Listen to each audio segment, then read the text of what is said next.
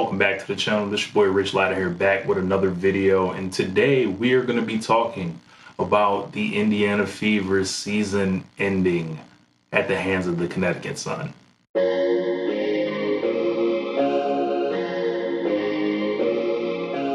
Well, we're here. The Indiana Fever and Caitlin Clark were eliminated in the last game of the season last night against the Connecticut Sun. They lost in a 2-0 sweep the first round. And this isn't going to be so much of a, game breakdown and all that, but man, it was a hell of a game last night. Even though, the Fever came out on the losing end of it.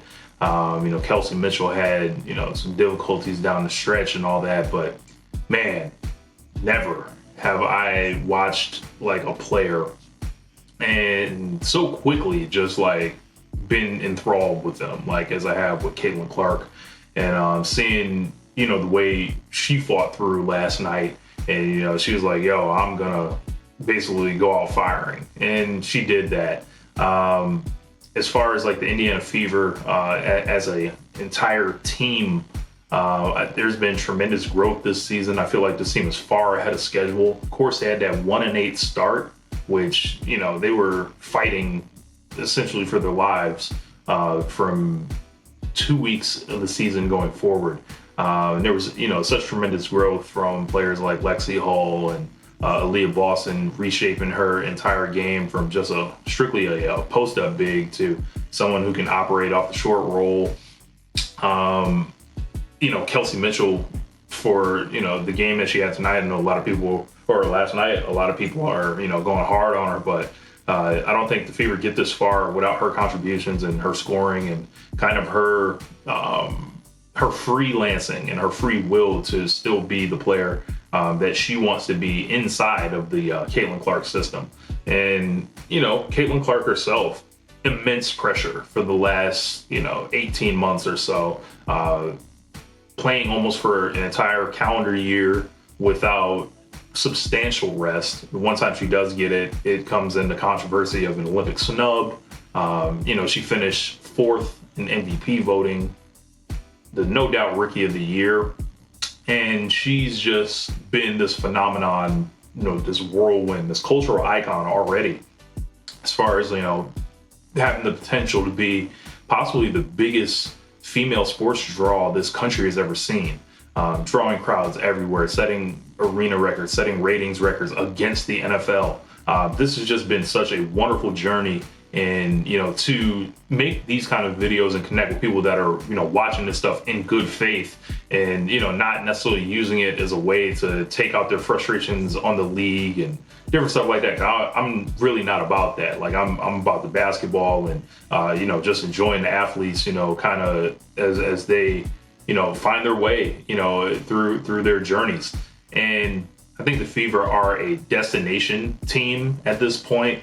I would hope that, the league doesn't make, like players around the league don't make the same mistake that they did when LeBron was in Cleveland the first time, where it's like no one would go play with him, or like the front office could never really get anything rolling. Luckily, in Caitlin's situation, they already kind of have pieces. And, I think she's even further ahead of schedule than he was, just from a rookie year. And having different people that can fill out those small forward positions, the power forward positions. I think one area that is going to need to be addressed is they're going to need another guard off the bench. I thought Erica Wheeler did a great job from a leadership perspective, but they're going to need somebody to come in there when either, Caitlin or Kelsey don't have it going, and also to, give them some rest, but still make sure the offense is still capable, like, points being generated. We need, some kind of microwave off the bench there. So I think that's going to be something to look into. And they're definitely going to have to figure out that 4 position, because, between Fat Benlay, Dantas, and Nalissa Smith, it was just a revolving door of who was playing well at the time. So if there can be some kind of like concrete answer there out of those 3, or even someone else, I think that's going to go a long way. We know kind of who our pieces are with CMB, as I call them. We got Clark, Mitchell, Boston, and everyone else is just gonna get filled in from there. Christy Sides had an up and down year as a coach. There was, a lot of people on her head. I thought she, grew tremendously in the second half of the season. And there is, part of me wants to give her another shot, just because, I feel like the group has grown with her. I feel like they are a coach and a team that is on the ascension together. But also, I think if you're the front office, you got to kind of look around a little bit. Just make sure you're doing your due diligence. If there's if no Cheryl Miller wants to step out and coach, or some type of person with a huge offensive repertoire, that's not happening. Ride out with your coach that started with this group until it's a point where she can't take them any further. I don't feel like I saw evidence of Chrissy Sides not being able to take this team further. There were it was a tough situation down the stretch. The Fever were going against a more experienced team in the Sun. They were going against a team that it's just they're higher up on the pecking order.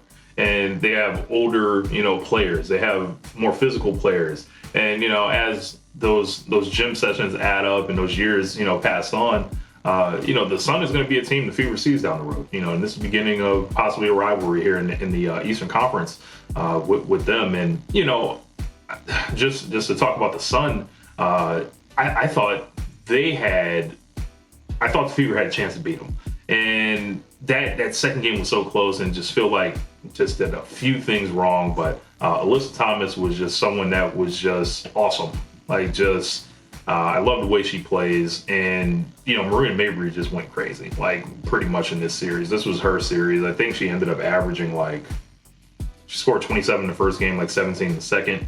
And they got much more offense than I anticipated them getting. The DeWanna Bonner and Caitlin Clark thing, it was of mixed effectiveness.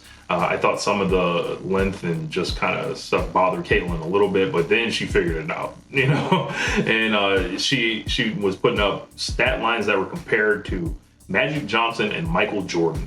So, I think she's just, this is the beginning, and a lot of people are going to talk a lot of, junk about her, talk a lot of noise. They're going to wrap it in, whatever is coming from her fans and, everything like that. And, some of that stuff is valid, but I think the actual story of what this woman did coming into the league cannot be lost in, people advocating, for any type of issue that they want to use Caitlin Clark to, take their frustrations out on. I still think the central story is basketball. I still think that, this league has been transformed by this woman, and, quite frankly, there should be a lot more deference paid to her. She's earned it at this point. You can't say she didn't come into the league and ball. You can't say she didn't conduct herself with class. You can't say that she was just some person that didn't get it. She, took the heat off of a lot of players, where she could have easily, put heat on Dejanay Carrington. She could have easily put heat on Kennedy Carter or, Angel Reese or anyone like that. And, time and time again, she takes a high road, as far as she knows, she cannot fire back. That's it'll get written off as white woman tears. It'll get, she'll get flamed up essentially. So she just puts her head down, takes it like a G, plays. And, I think that's, commendable, especially knowing the position that the other players in the league are in, should she do that. I believe she's conscious of that. So, looking forward, we've got the New York Liberty versus the Las Vegas Aces. So that's a rematch of the WNBA finals last year. It's a big rivalry. Aegis Wilson versus Brianna Stewart. Of course, Kelsey Plum and Jackie Young. Sabrina Ionescu, and then on the other side, you got Minnesota and Connecticut. So I don't know which way it's going to go from here. I think Connecticut's really good, but I feel like Minnesota just offensively is they're so good, and they've been just a team that has been cooking under the radar all year, and they got all the way up to I think the 2 seed, if I'm not mistaken.